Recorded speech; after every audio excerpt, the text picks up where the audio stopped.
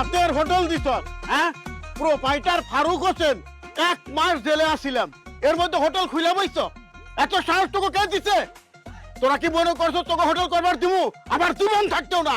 এই আওয়াজ নিচে নিচে, গলা এত উঁচা করে কথা কইেন না। এই হোটেল ডাকতেছেন না, এই জায়গায় আমরা চাকরি করি। আপনার হোটেলে তো আর আমি চাকরি করি না। এখন আমি এই হোটেলের ম্যানেজার। এই হোটেলে ভালো মন্দ কি আইবো যাইবো সব আমার দেখার অধিকার। আর তাছাড়া আপনারা যে আমাগুলো এরকম চটং চটং করতেছেন, আপনি যেমন সাত করে উঠছেন, আপনি কি মনে করছেন এমনি এমনি ছাইরা দিমু? আরে ভোক্ত অফিসাররে তো আমরা দুইজন যাই আপনাগো নামে নালিশ কইরা আইছি, এই লেগা জেলে পড়ছেন। আর লাগতেছেন না, থানায় গিয়ে এবার এমন মামলা দিব দুইজনের একজনও কিন্তু আর বাইরে হইতে পারবেন না। আপনার কথা লেগে ইচ্ছা নাই, এরপরে এরকম অনেক খারাপ খারাপ কাজ করা লাগছে। আপনার হোটেলে যখন চাকরি করছি, মাইনছেরে হাবি জাবি পুরান বাসি এগুলা খাওয়াইছি, এগুলা ইচ্ছা হয় নাই আমার, কিন্তু করতে হইছে ঠেকাই পইরা। ফাইজলামি কথাবার্তা কোন আপনি আমার সামনে খাড়ায়? হ্যাঁ, আমরা দিছি আমাকে ইচ্ছা, এটা স্বাধীন দেশ, আমাকে মন চাইছে আমরা বাতের হোটেল খুললা বসছি। মানব সেবা আগে, ব্যবসা পরে, ওইটা আমরা চিন্তা করতেছি, আপনি গো মতো না। এই ফকিনি বাচ্চা, আমাকে সাথে বড় বড় কথা, হ্যাঁ?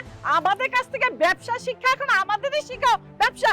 এই সারা, এই সামরি, তগো যদি আমি জেলের ভাত না খাওয়াইছি, আমার নাম রিনা খান না, বিশ্বাসঘাতক। এই বিশ্বাসঘাতক আমরা না, বিশ্বাসঘাতক তো আপনারা।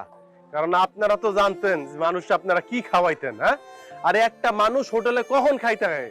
যখন তার ক্ষুধা লাগে, ক্ষুধার্ত থাকে, সে খাইতে আসে, যাতে সেই খাবার খেয়ে সে আবার শক্তি পায়, বল পায়, অনেকদিন বাঁচতে পারে। আরে মানুষ তো খাওয়ার জন্য বাঁচে না, বাঁচার জন্য খায়। আর সেই বাঁচাটা আপনাকে মতো কিছু অসৎ হোটেল ব্যবসায়ীরা এমন সব খাবার মানুষকে খাওয়ান, তারা ধীরে ধীরে মৃত্যুর দিকে আগায় যায়। আপনারা তো একবারও চিন্তা করেন না, সামান্য কিছু আপনাকে লাভের জন্য আপনারা মানুষজনকে কি খাওয়াইতেছেন। কয়দিন আগের তেল, বাসি খাবার, কোন পরিবেশে খাবারটা রান্না হইতেছে একবারও কি চিন্তা করছেন? আর এই জাতীয় খাবার খেয়ে মানুষের diarrhoea, malaria, kidney, liver, cancer, প্রেসারের মতো দুরারোগ্য রোগ হইতেছে। মৃত্যুর দিকে ধীরে ধীরে মানুষ আগায় যাইতেছে। নিজেগো খাবারটা আপনারা বাসা থেকে রান্না করে না হোটেলে বসে খান, নিজেদের হোটেলের খাবার খান না।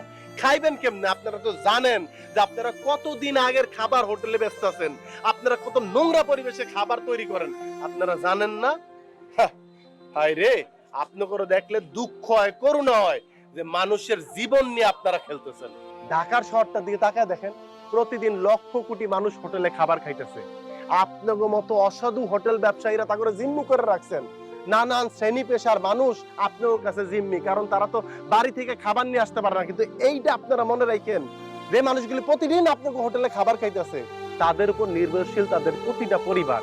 প্রতিদিন আপনাদের কাছে এই অস্বাস্থ্যকর খাবার খাইতে খাইতে ওই লোকটা তো ধীরে ধীরে মৃত্যুর দিকে আগে যাইতেছে। তার যদি একটা খারাপ পরিণতি হয়, ওই পরিবারের দায় দায়িত্বগুলি কি আপনারা নিবেন? আপনারা তো নিবেন না। আপনারা তো আপনাকে ব্যবসা দ্বারা কিছুই বোঝেন না। তবে সব হোটেল ব্যবসায়ী কিন্তু আপনাকে মতো খারাপ না। অনেক হোটেল ব্যবসায়ী আছে যারা অনেক ভালো, মানুষকে তাজা খাওয়াইতে চায়, ভালো খাওয়াইতে চায়, তারা মনে করে তাদের এই ব্যবসাটা ইবাদত। আমি অনেক হোটেল ব্যবসায়ীরা দেখছি যারা কাস্টমারের কাছে টাকা না থাকলে টাকা ছাড়াও খাওয়ায়। আপনার কাছ থেকে তো আমরা শিক্ষা নিছি যে না, হোটেল ব্যবসা শুধুমাত্র একটা ব্যবসা না, এটা একটা মানব সেবা।